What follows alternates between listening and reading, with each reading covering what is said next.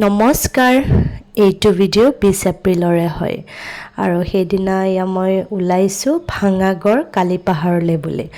কাৰণ মোৰ ট্ৰেইনিঙৰ ৰুমমেট পল্লৱী বাৰ মৰম লগা মাইনাজনীৰ অন্নপ্ৰসন্ন আছিলে আৰু ইমান যে গৰম দিছিল নহয়, কিন্তু এই গ্ৰীণ বাছ কেইখনেহে অকণমান শান্তি দিলে, লগতে অলপ দাঁতৰ বিষো হৈ আছিল। আৰু মই ভাঙাগড় পাই গ'লোঁ আৰু মোৰ লগত আহিছে ৰিণিমা বা। বহু দিনৰ মূৰত যোৱা জুলাইৰ পৰা এতিয়াহে লগ পালোঁ, ইমান যে ভাল লাগিছে। আৰু আমি এই JD গ্ৰেণ্ড ইন হোটেলখনলৈ আহিলোঁ, তাতেই অন্নপ্ৰসন্নৰ পাৰ্টি দিছে। এয়া পল্লৱী বা আৰু কণমানি মাইনাজনী, চাওকচোন ডেক'ৰেশ্যন ইমান ধুনীয়া হৈছে। আৰু যিহেতু বহুত দিনৰ মূৰত লগ পাইছোঁ, গতিকে ৰিণিমা বা আৰু মই বহুত কথা পাতিলোঁ।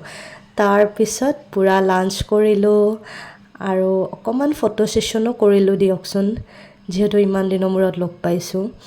তাৰপিছত একেবাৰে খাই লৈ ঘৰলৈ উভতিলোঁ। আৰু চাওকচোন কি বৰষুণ, কিন্তু এনেকৈ বৰষুণৰ দিনত উইণ্ড' ছিটত বহি খুব ভাল লাগে, হয়নে নহয় জনাবচোন।